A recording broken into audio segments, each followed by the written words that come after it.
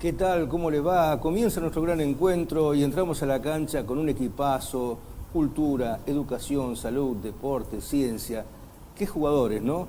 Esta es la idea periodística que por supuesto tiene esta impronta de nutrirse de los disparadores que nos plantea el padre Pepe Di Paola, que ahí en el inicio quedaban reflejados, donde entra un libro, no entra un revólver, donde entra una pelota, no entra la droga. Conceptos fuertes, ¿no? Y precisamente esa es la primera reflexión que le pido a nuestro invitado, que es, por supuesto, un jugadorazo, distinguidísimo, que por supuesto nos encanta que esté aquí en este equipo, que es el doctor Carlos Lancelotti. ¿Qué tal? Un gusto que estés aquí. Un gusto visitarlos y te agradezco por esta invitación.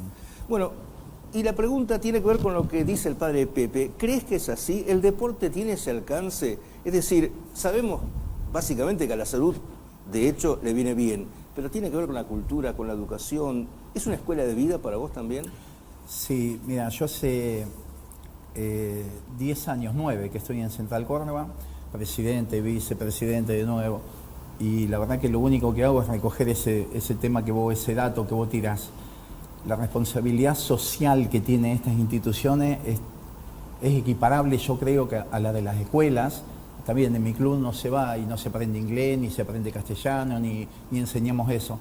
Pero el deporte mantiene a los chicos unidos en pos de una formación de conjunto, el tiempo que le dedican a eso, las horas que están no teniéndolas libres, sino haciendo una actividad deportiva. Yo creo que las instituciones deportivas, Central Córdoba en este caso, sirven muchísimo para alejar a los chicos de la droga y no solamente la droga, de todos esos vicios en la conducta que a veces tenemos los seres humanos porque nada más que no estamos contenidos en algún lugar. Claro, además, cuando uno habla de adicciones, a veces se quiere plantear en la droga psicotrópica, pero además tenemos el problema de la mala alimentación, las adicciones a veces al azúcar o lo que fuese, adicciones al alcohol, en fin, es un abanico muy amplio, ¿no? Coincido totalmente con vos, yo desde el punto de vista mío como médico también, no solamente abogo porque la gente haga deporte, que eso en realidad mejora notablemente la calidad de vida, la salud que tiene el ser humano, vos, a cualquier edad, podés tener 4 años, podés tener 80, que algo de actividad física se puede hacer siempre. Por supuesto. El tema está en que uno haga la actividad física que sea recomendada por médicos también, digamos, no cualquiera se puede poner a entrenar, a correr, a jugar, tiene que tener una prescripción médica.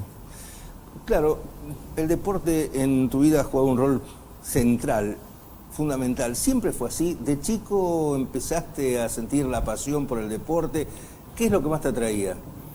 El deporte del fútbol, en este caso, desde muy chiquitito, me acuerdo que mi papá me llevaba en una bicicleta con ese asientito que tenía atrás, las bicicletas de antes, y bueno, y yo me subí ahí y me llevaba hasta la cancha de Central o hasta la ciudad deportiva de Central, donde estábamos lejos de casa. Y bueno, y así me fue criando con ese apego al deporte. Pero también desde muy jovencito tuve una visión muy importante con respecto, mirá vos, si me decís de dónde, no lo sé, a la medicina. Yo era muy chiquito y decía que iba a ser médico, entonces me decían, ¿y vos cómo vas a ser para ser médico y para ser jugador de fútbol? Y bueno, las cosas se fueron dando, estudié, me dediqué al fútbol, jugué muchos años, y bueno, y esas cosas la verdad que a uno lo llenan de orgullo porque ha sido una dedicación importante. ¿Tu padre qué actividad tenía? ¿O tu madre? Mi mamá era modista y mi papá trabajaba en la Junta Nacional de Grano.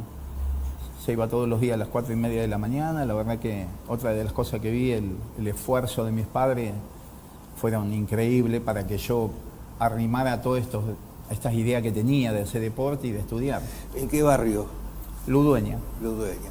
Te ibas entonces hasta la villa y hacías un esfuerzo grande y soñabas con estar en primera. ¿Eso era una motivación? Yo no sé si cuando uno desde tan chico empieza, está pensando en la primera, en la selección y esas cosas, ¿no? A mí no me tocó llegar a esos niveles, a pesar de que jugué en el exterior, en Colombia, pero la idea era jugar y competir y vestir una camiseta y jugar, juntarse con los amigos. Después, cuando uno va creciendo y va 15, 18, 20 y seguir creciendo, bueno, después ya te empiezan las ideas a pasar por la cabeza. vuelvo a repetir que yo no tuve una trayectoria como futbolística, digo, tan importante.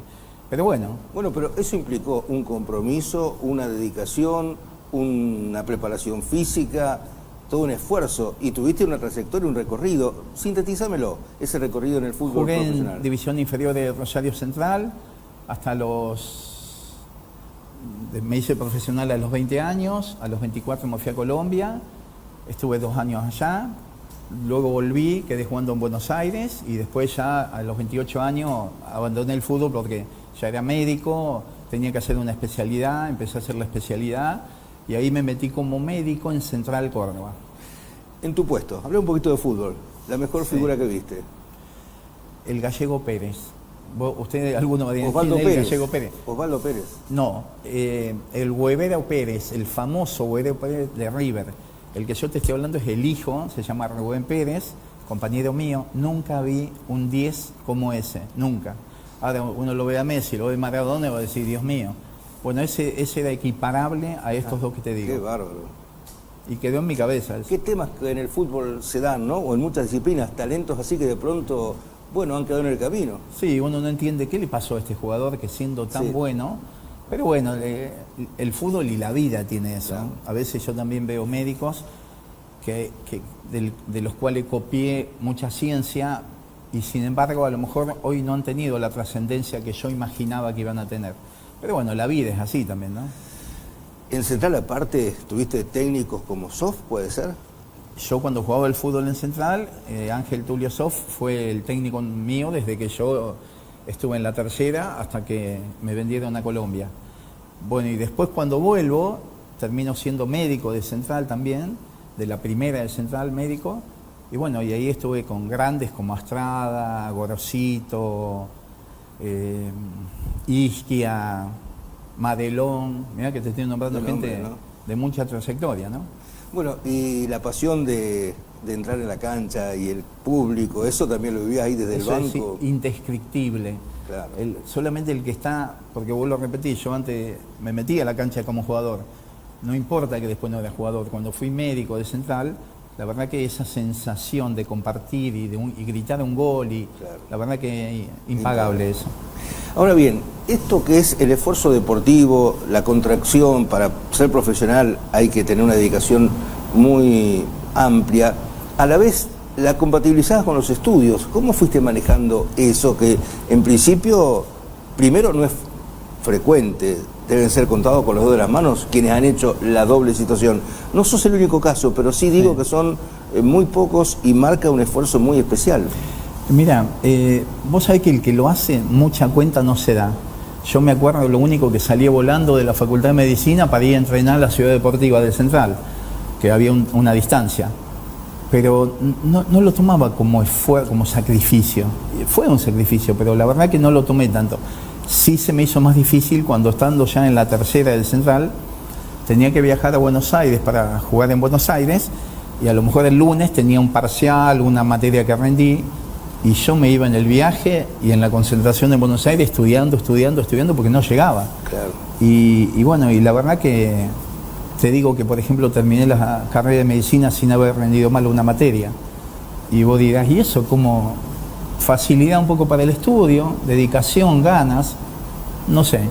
Pero bueno, no lo tomé como un gran sacrificio, lo tomé como algo normal si quería hacer las dos cosas. Casi naturalmente surgió la especialidad en traumatología o medicina del deporte. Sí, es traumatología y medicina del deporte, son dos distintas. Por eso. Y sí, eso surgió una tras de la otra. Cuando llegué ya de haber jugado en Colombia. A ver, me interesa esa corrección que me haces, porque uno tiende a pensar que la traumatología es una rama de la medicina del deporte. Son dos especialidades totalmente distintas.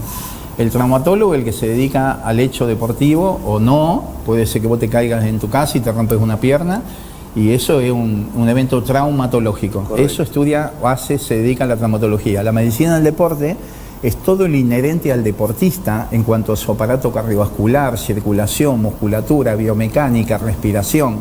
Es decir, el médico del deporte, yo siempre digo que es un poco más completo que el traumatólogo. Son dos especialidades distintas. ¿Siempre fue así o en los últimos tiempos se fue bifurcando? En realidad, antes era solamente la traumatología, claro.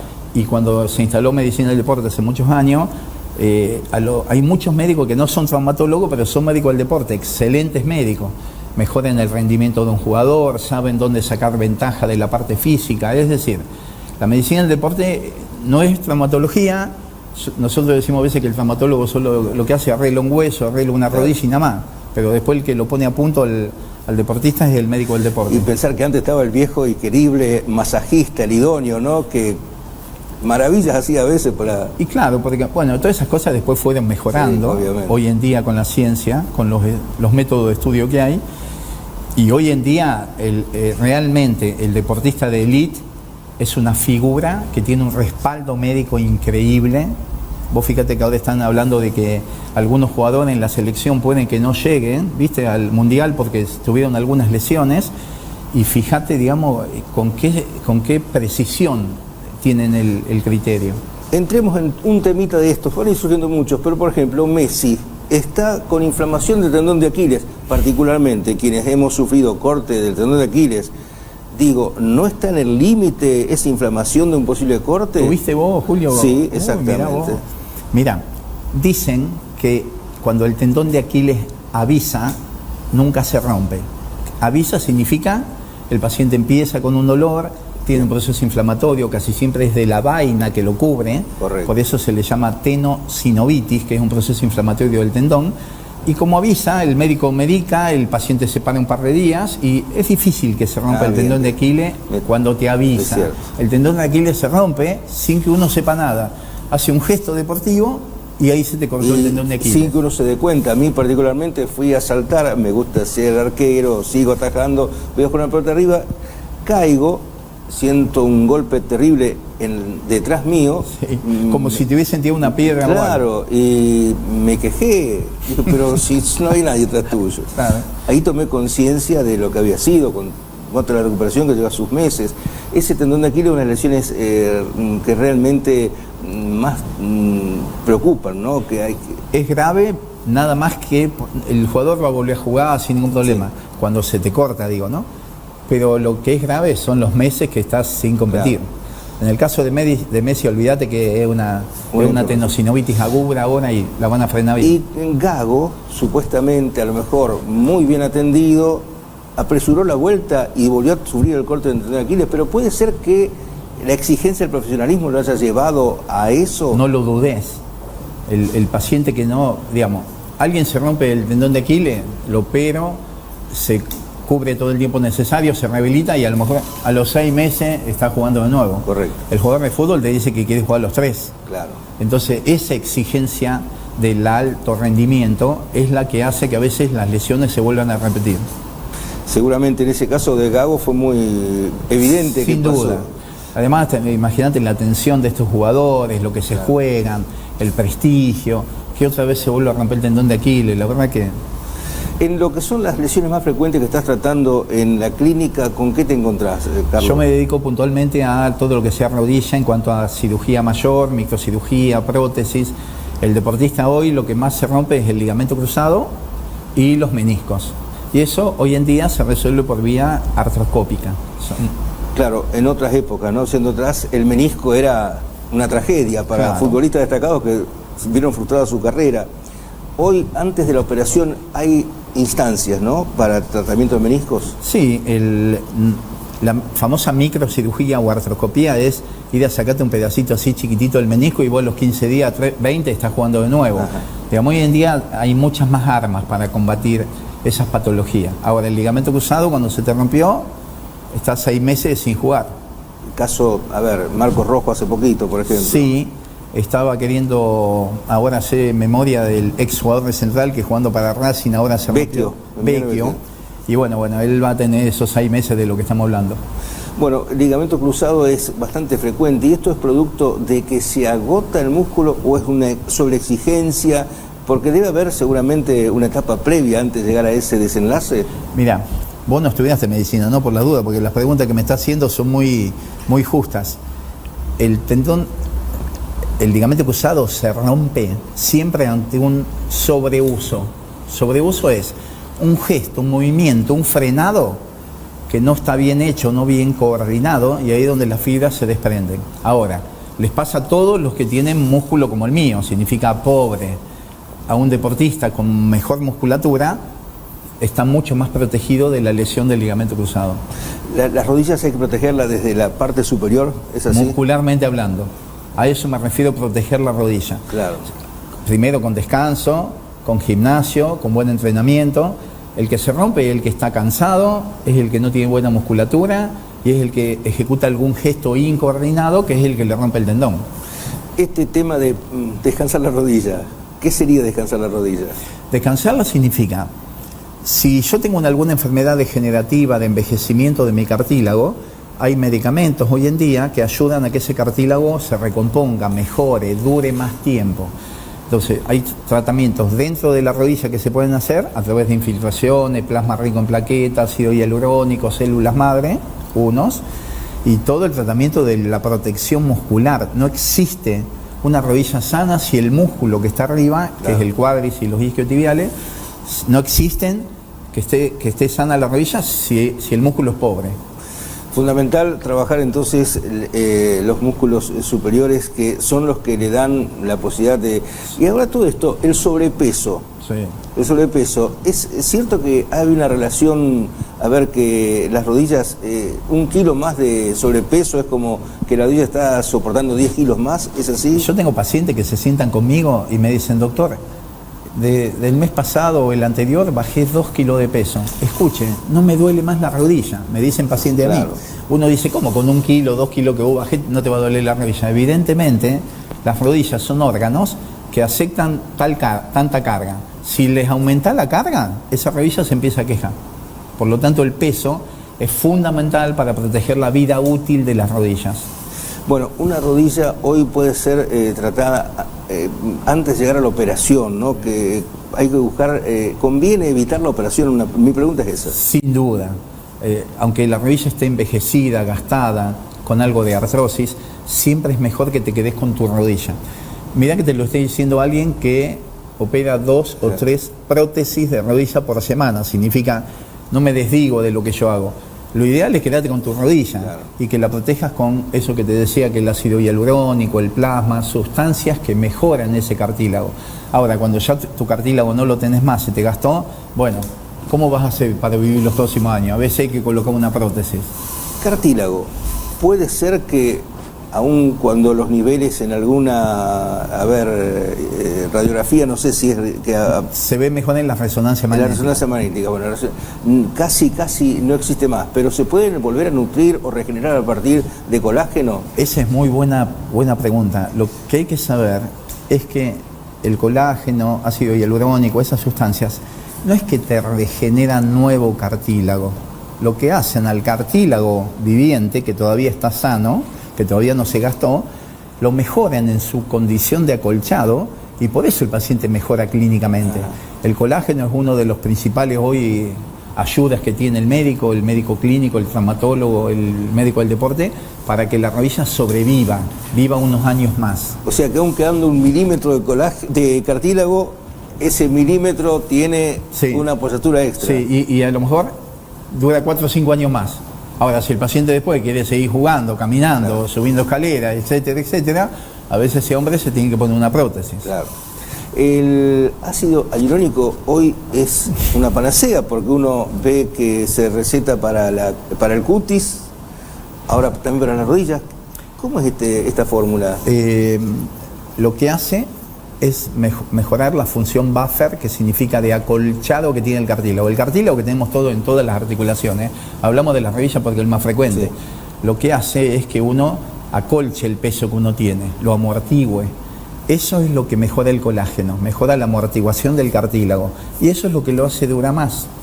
Bueno, ahí tenemos entonces que en lo que hace a las articulaciones, el hecho de los cartílagos son un punto fundamental, que hay que cuidarlo, protegerlo con estos recursos.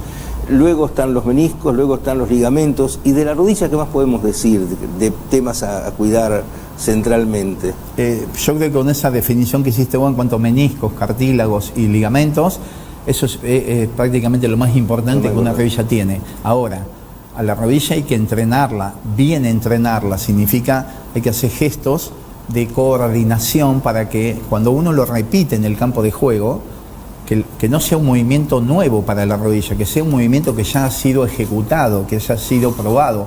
Eso es lo que evita que las rodillas se lesionen con asiduidad. ¿Hay memoria muscular? Claro. O sea, ejemplo, en el caso, uno habla de lo que uno puede haber vivido. Hay determinadas acciones que en el caso mío las hago sin problemas, que son a lo mejor mucho más esfuerzo que atarse un cordón de zapatilla. Pero esto, ¿por qué pasa? Que uno puede tener, hay una memoria muscular ya incorporada que el cuerpo siempre tiene esa memoria. Y en el aparato osteoarticular, en este caso que estamos hablando, porque hay memorias de todo tipo, ¿cierto? La memoria osteomuscular significa que yo un músculo cuando lo entreno muchos años, es verdad que si lo dejo de entrenar, se atrofia, se achica, disminuye el volumen, pero cuando vos volvés a retomar el gesto, hay un aprendizaje rapidísimo, que en realidad más que aprendizaje es volver a hacer lo que hacías hace 2, 3, 5, 10 años. Por eso, ex deportistas, a veces vos lo veis hacer gestos que vos decís, este hace 20 años que no juega, ¿y cómo puede hacer eso? Es la memoria muscular que le quedó en su cuerpo.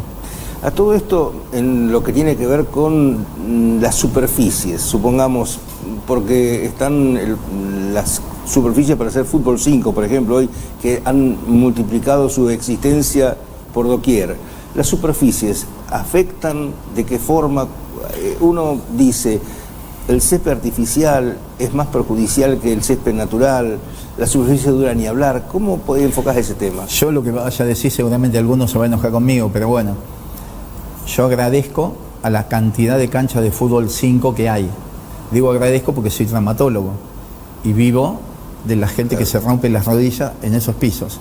Ha aumentado impresionantemente la cantidad de lesiones del ligamento cruzado, lesiones meniscales, porque el sintético no permite el deslizamiento del pie, del botín, se traba y eso es lo que rompe el ligamento cruzado. El piso sintético es muy duro, no permite deslizar y bloquea la rodilla, por eso no es buena idea jugar en fútbol sintético. Lo ideal es el césped. Por otro lado, deportistas de alto nivel, Roger Federer, por ejemplo, tiene que dejar el tenis producto de que no pudo recuperarse la rodilla pese a que lo intentó, ni hablar de Del Potro. Es decir, la alta competencia también está generando una sobreexigencia en demasía de lo que puede dar un cuerpo humano, puede ser. Claro. Había un médico muy famoso, que no me acuerdo el nombre ahora, que decía que el deporte de alto rendimiento está más cerca de la salud o de la enfermedad. Viste que decían, che, el deporte es salud. Claro. ¿Estamos seguros? El deporte de alto rendimiento no está cerca de la salud. El deporte de alto rendimiento te enferma más de lo que te da salud. Por la exigencia que tienen esos muchachos. Vos lo ves entrenar, lo ves jugar, y por eso terminan con las rodillas, con los tobillos, que vos decís, Dios mío, ¿cómo terminó? Sí. Es por la exigencia extrema que le provoca. Bueno, y a veces Maradona aparece siempre como ejemplo. La necesidad de un resultado por lograr hace que se infiltren y eso también ha ocasionado muchos costos, ¿no?, en carreras deportivas. El uso de las infiltraciones, que antiguamente se hacían, ¿no?, y se pueden hacer con ácido hialurónico, etc. Antiguamente se estilaba meterle corticoides a la rodilla. Eso es una muy mala práctica, desde el punto de vista médico, digo, para con un jugador. Porque ese corticoides, repetido varias veces en una rodilla, por ejemplo, le termina comiendo el cartílago. Significa, no es buena idea. La deportología de hace algunos años atrás usaba mucho eso. Hoy la deportología moderna, el jugador sabe que el corticoide no es bueno para él y por lo tanto no son muchos los que se dejan aplicar corticoide dentro de la rodilla.